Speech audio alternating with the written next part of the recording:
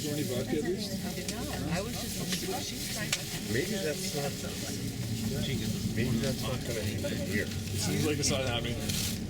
Yeah, no, we're all It was her. She said there were free shots of vodka or something. I got a free keychain. And a cute one at that, right? You got a free keychain? Well, You did too. You were the one who said it. if you actually tried to put a key on it, there was like snap the metal. Oh, yours is different. Yours is way better than yours. Are you kidding me? This is no good at all. I have a keychain. I want that Mine's one. orange. My favorite color. I did buy yours. And Did you buy your necklace? I did buy a necklace. It is as expensive as it sounds, though. I just didn't. Yeah, it's I wish they had things that had prices. Well, there was a sign at the cash register saying $1. 34.33 rubles So equals $1. there was some serious math going on in there. Yeah. Yes, there was a girl with a little calculator that I would just go, how much is this?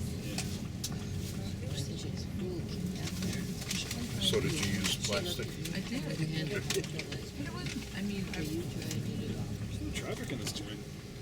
It's about $20. That's the trouble.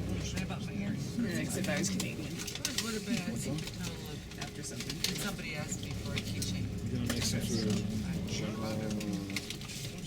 Right tacky one. But at least it has some Canadian. Cool.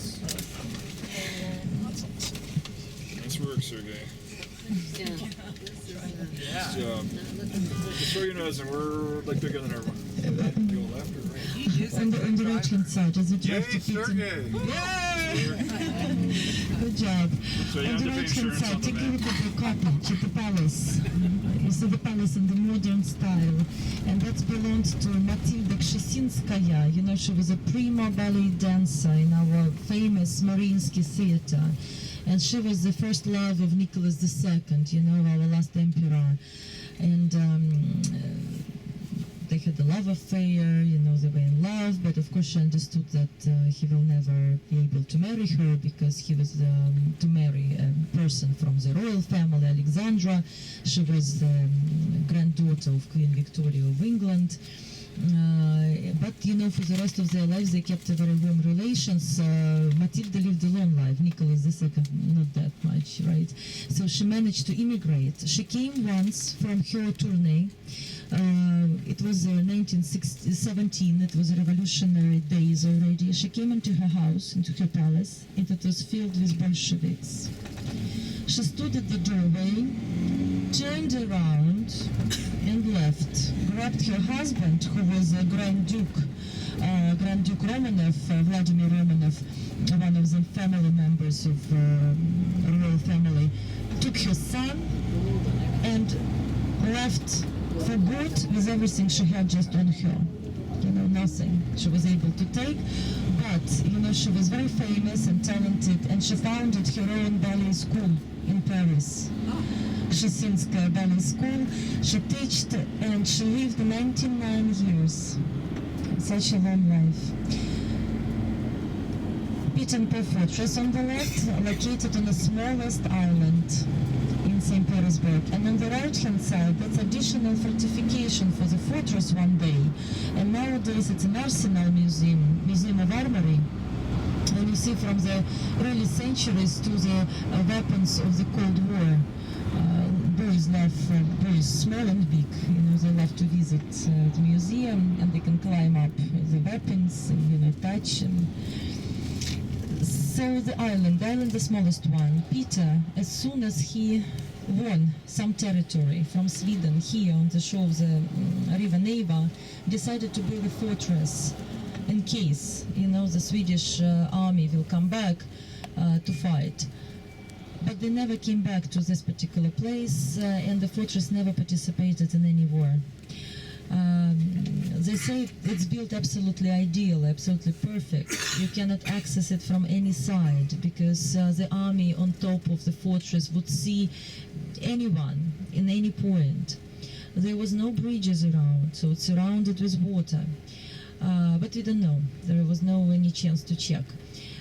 But when he laid the first stone, in the foundation of this fortress. It was 27 of May 1703. We counted as city birthday. So this year we celebrated 311 years, just very recent, yeah, on the 27th of May. Nowadays this fortress is a museum of history of St. Petersburg. But you know, back then in Peter's time and later, what to do? It's under the patronage of an army constantly. It's very secure. They decided to make a prison there. Prison for political prisoners, for those who rised against the Tsarist regime. It's like a Russian Alcatraz, you know, solitude confinement. It's the most severe punishment for people, because after 1 week of solitude you go mad. It's very few strong minds, you know, who can handle. And total silence.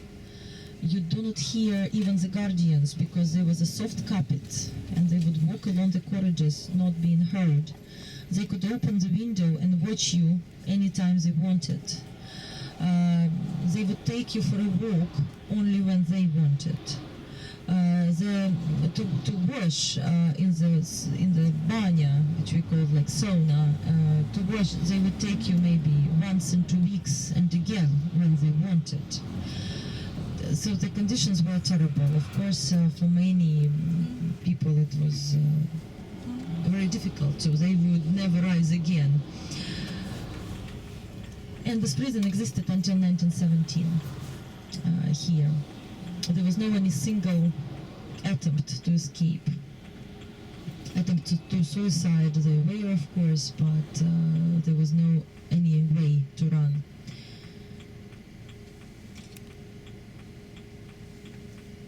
And in the center there is a cathedral that of course was a main for Peter, and they built it for 33 years.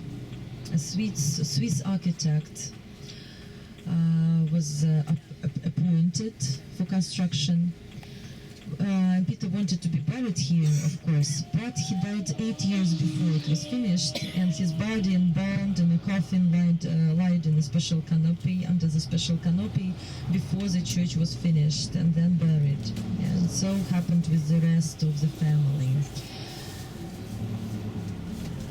I'll tell you about this.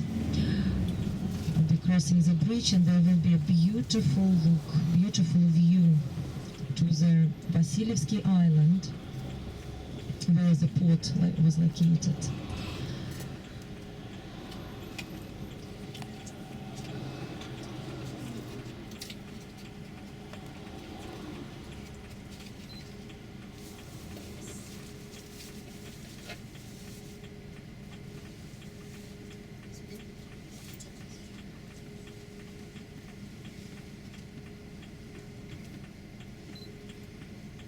And on the right-hand side is the zoo. This is the zoo, a historical one. End of 19th century it was opened, and we have many debates, you know, to relocate it outside.